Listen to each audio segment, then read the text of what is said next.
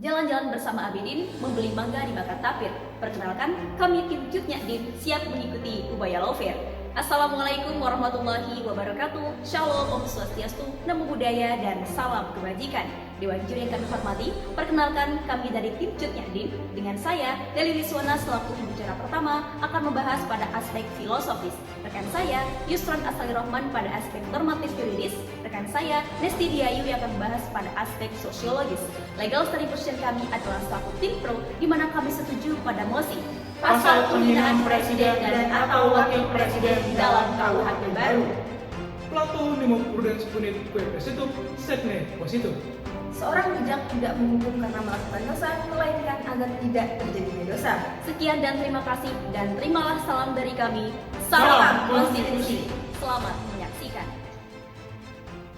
Tiada pemimpin yang rubuh dengan kritikan, tetapi perlindungan dari penghinaan harus dipertahankan. Dewan juri yang kami hormati, dalam penjelasan pasal 218 KUHP baru, penghinaan presiden dan atau wakil presiden adalah perbuatan yang merendahkan atau merusak nama baik atau harga diri, termasuk menista dan memfitnah yang ditujukan kepada presiden dan atau wakil presiden. Terdapat perbedaan mendasar antara kritikan dan penghinaan. Kritik adalah ungkapan sebagai bentuk koreksi berkaitan dengan kepentingan masyarakat yang dijamin dalam pasal 28 ayat 3 Undang-Undang Dasar 1945. Sedangkan penghinaan adalah perbuatan yang sejak awal ditujukan untuk merendahkan atau merusak nama baik atau harga diri seseorang. Artinya, Indonesia sebagai negara hukum dan negara demokrasi menghormati, melindungi, dan menjamin kemerdekaan menyampaikan pendapat, termasuk kemerdekaan menyampaikan kritik terhadap presiden dan atau wakil presiden. Tetapi, negara hukum tidak melindungi pelaku penghinaan terhadap siapapun hal itu ditujukan. Adapun karakteristik pasal penghinaan presiden dan atau wakil presiden dalam KUHP baru. Pasal ini merupakan delik aduan, di mana aduan dapat dilakukan secara tertulis oleh presiden dan atau wakil presiden. Inilah yang membedakan jenis delik KUHP baru dengan KUHP lama yang telah diuji oleh Mahkamah Konstitusi. Ketika deliknya berupa aduan, maka jumlah keberatan sangat terbatas pada subjek dalam pasal, yaitu presiden dan atau wakil presiden, sehingga tidak ada pelanggaran terhadap kebebasan dalam berpendapat. Pertanyaan mendasar adalah, mengapa pasal ini dipertahankan? Argumentasi kami yang pertama, penghinaan presiden dan atau wakil presiden perlu diatur eksplisit karena tiada penghinaan yang pantas dipertahankan. Kami tidak memungkiri pemimpin selalu berdampingan dengan kritikan dan perbaikan, namun tidak untuk penghinaan. Hak tersebut bahkan telah dijamin oleh Konstitusi Bangsa, yakni Pasal 28 ayat 3 Undang-Undang Dasar 1945. Mengapa hadirnya pasal penghinaan presiden dan atau wakil presiden diperlukan, sedangkan sudah ada pasal penghinaan umum dalam KUHP? Alasan pertama adalah, dalam hukum pidana dikenal adanya asas lex stricta. Artinya, rumusan pidana itu harus dimaknai tegas tanpa ada penafsiran luas. Kekasan hukum pidana yang tidak dapat dimaknai luas menjadi urgensi mendasar internalisasi pasal tersebut. Alasan kedua, pada hakikatnya, dalam putusan Mahkamah Konstitusi nomor 1322 tahun 2006 tidaklah mempermasalahkan inkonstitusionalitas suatu norma. Akan tetapi, kekhawatiran bagaimana penerapan pasal penghinaan presiden dan atau wakil presiden. Atas dasar inilah, mekanisme yang kami tawarkan adalah internalisasi pasal penghinaan presiden dan atau wakil presiden dengan menguatkan pelaksanaan hukum, dengan mengedepankan restoratif justice dalam pelaksanaannya.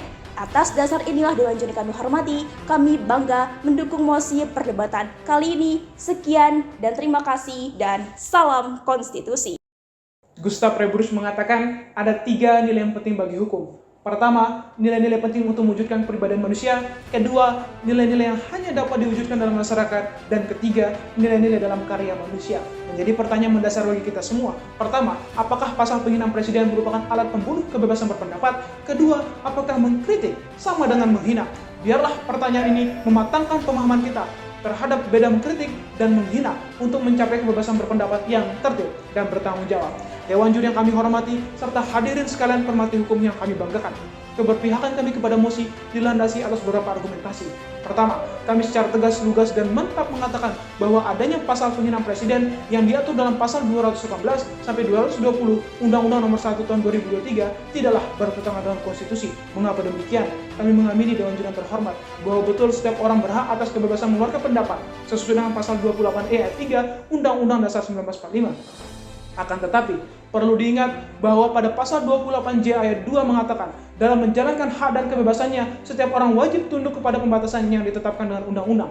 Berdasarkan penafsiran sistematis, pasal ini memiliki arti bahwa setiap hak asasi manusia dapat dikurangi. Pembatasan menyampaikan pendapat dapat dilihat pada Undang-Undang Nomor 9 Tahun 1998 tentang kemerdekaan menyampaikan pendapat di muka umum. Pada pasal 6 huruf B dan D mengatakan, warga negara yang menyampaikan pendapat di muka umum berkewajiban dan bertanggung jawab untuk menghormati aturan-aturan moral yang diakui umum, serta menghormati keamanan dan ketertiban umum. Konstitusi menghormati, melindungi, dan menjamin setiap orang yang bermaksud menyampaikan pendapatnya, tetapi tidak untuk melakukan penghinaan. Negara hukum dan demokrasi tidak melindungi pelaku penghinaan. Pun Dewan Juri yang terhormat, apakah pasal 218 sampai 220 Undang-Undang KUHP baru bertentangan dengan putusan MK nomor 13 tahun 2006? Tentu tidak, Dewan Juri yang terhormat, dikarenakan terdapat perbedaan karakter dan alasan hukum pasal yang signifikan. Misalnya, delik biasa kemudian menjadi delik aduan. Ubi idem ratio ibi idem lex, et desimilibus idem et judicium. Artinya, jika terdapat alasan hukum yang sama, maka berlakulah hukum yang sama. Namun, jika terdapat alasan hukum yang berbeda, maka tidak ada alasan untuk menggunakan hukum yang sama. Dewan Juri yang terhormat, Profesor Andi Hamzah dalam keterangan ahli putusan MK mengatakan, persoalannya bukan pada normanya, akan tetapi pada bagaimana penerapannya. Artinya Dewan Juri yang terhormat, pada pokoknya pada putusan tersebut mempersoalkan bagaimana penerapan normanya. Kekeliruan dalam penafsiran dan penerapan norma sama sekali berbeda dengan inkonstitusionalitas suatu norma. Alasan kami yang kedua, dalam hukum pidana, esensi delik penghinaan hanya sebatas menista dan memfitnah. Misalnya, menyamakan seseorang dengan sebutan binatang. Pun Dewan Juri yang terhormat, berdasarkan tujuan hukum pidana, kita mengenal teori edukasi bahwa pidana bertujuan sebagai edukasi kepada masyarakat mengenai mana perbuatan yang baik dan mana perbuatan yang buruk. Tujuan pemidanaan bukan lagi merupakan pembalasan kepada pelaku, namun sanksi pidana ditekankan untuk mencegah agar orang tidak melakukan kejahatan. Pengawasan publik melalui kritik merupakan hal yang positif bagi keberlangsungan negara dan bangsa ini. Namun, kebebasan berpendapat yang tertib dan bertanggung jawab merupakan suatu keharusan. Sehingga adanya penolakan dari masyarakat dengan alasan bahwa pasal ini bersifat dekolonisasi dan membunuh kebebasan berpendapat tidaklah benar adanya.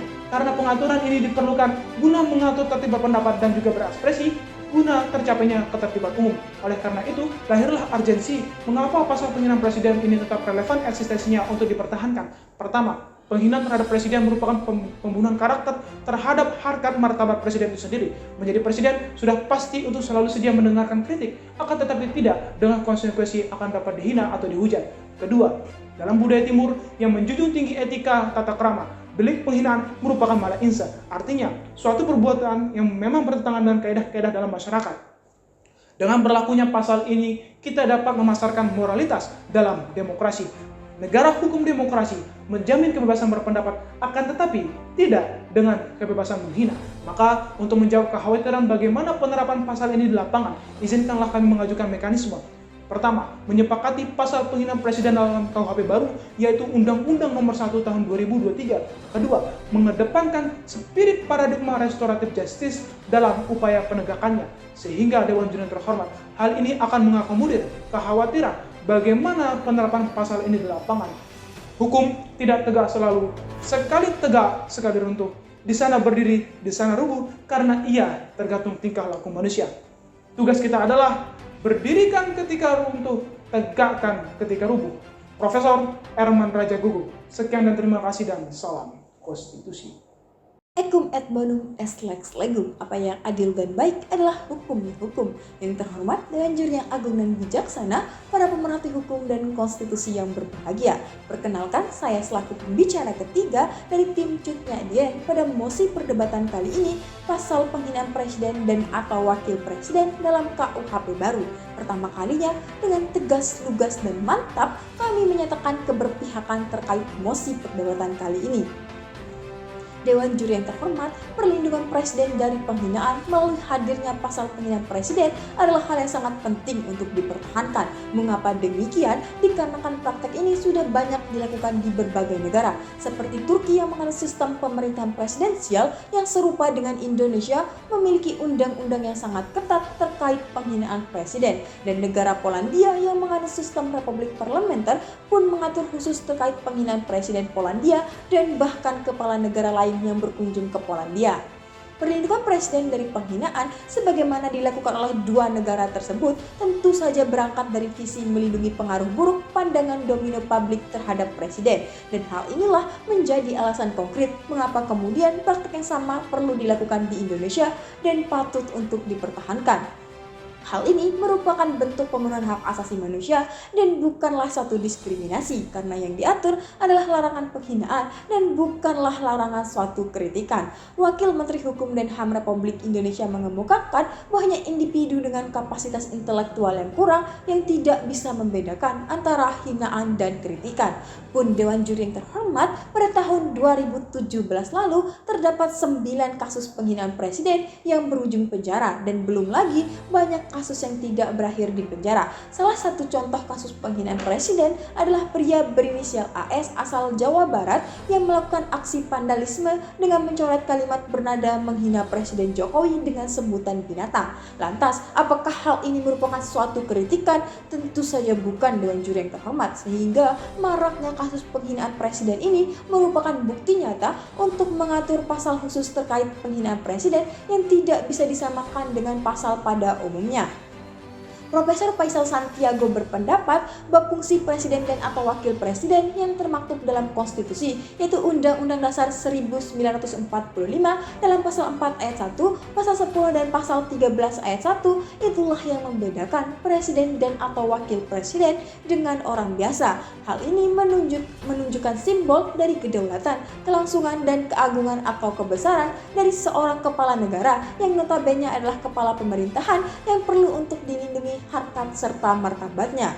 Sehingga Dewan Juri yang terhormat, presiden merupakan orang pertama negara dan memiliki peran penting sehingga potensi pelanggaran hak asasi manusianya lebih rentan terjadi, terkhususnya pelanggaran hak untuk hidup tenang dan bebas dari penghinaan. Belum lagi berdasarkan survei yang dilakukan oleh Microsoft mengenai tingkat kesopanan netizen, Indonesia disebut paling tidak beradab se-Asia Tenggara. Profesor Muladi, Guru Besar Hukum Pidana Universitas Diponegoro selalu menekankan di masa depan asas dan sistem hukum pidana nasional harus disusun berdasarkan ide keseimbangan yang mencakup keseimbangan antara individu dan masyarakat, antara perlindungan korban dan individualisasi pidana, antara perbuatan dan sikap batin seseorang, antara kepastian hukum dan keadilan, dan antara nilai nasional dan internasional. Sehingga Dewan Juri yang terhormat, kami sejatinya mengamini bahwasanya presiden harus siap dan terbuka dengan kritikan, namun perlu digarisbawahi bahwa penghinaan tidak boleh berlindung di bawah kritikan. Pun dalam hal ini, Indonesia adalah negara demokrasi yang menjamin hak asasi manusia bukan hanya untuk rakyat biasa, melainkan juga hak asasi dari pejabat pemerintah. Tentu saja Dewan Juri yang terhormat, dalam hal ini negara hukum dan demokrasi tidak melindungi pelaku penghinaan terhadap siapapun.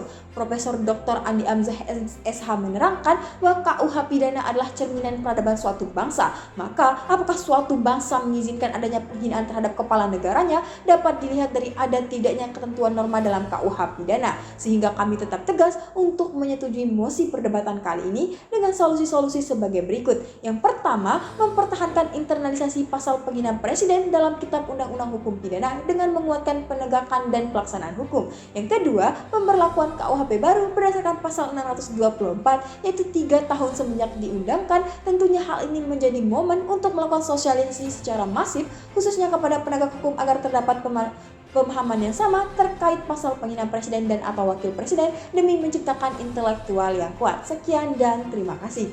Dewan Juri yang kami hormati, pada dasarnya tiada mekanisme yang salah, namun tim manakah yang mampu menghadirkan rasionalisasi dan solusi yang mampu mengakomodir permasalahan dalam mosi perdebatan kali ini.